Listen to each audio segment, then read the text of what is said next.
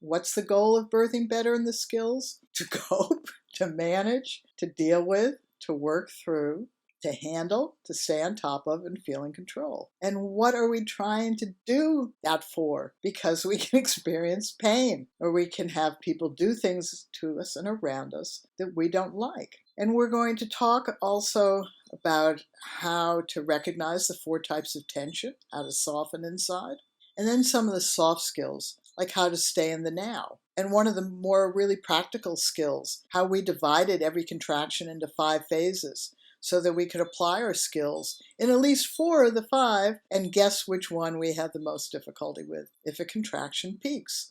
You're also going to learn how to recognize a progressive labor. And you've already gone through positions. So that ties into progressive labor because every posture position we're in, our baby responds to. And too often we have long labors because we get into positions that our baby doesn't particularly like. And that has to do with whether we have internal tension inside, which does not have to do necessarily with fear. There are 4 types of tension. So fearful women can pop babies right out just as high-risk women can. And babies don't like the space being compressed, particularly with the back labor idea that you press on a woman's sacrum. It may relieve back labor, but it makes it harder for the baby to open up the pelvis. And some babies don't like the inner space bent. So some women can lean forward in labor and their contractions will still be progressive. Others, they can't. It will just throw the birth off. Same way as hands and knees or knee chest can just throw the labor off. And people often use those positions in order to relieve pain.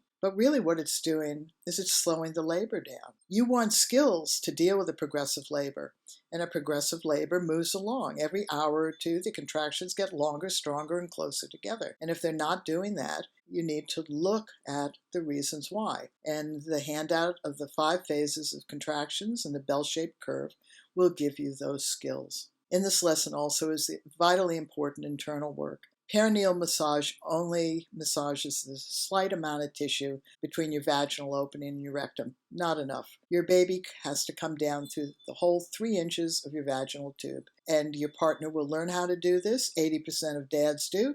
And you'll learn to do it yourself as well. You spend 5 minutes a day from 32 weeks. It can shorten second stage.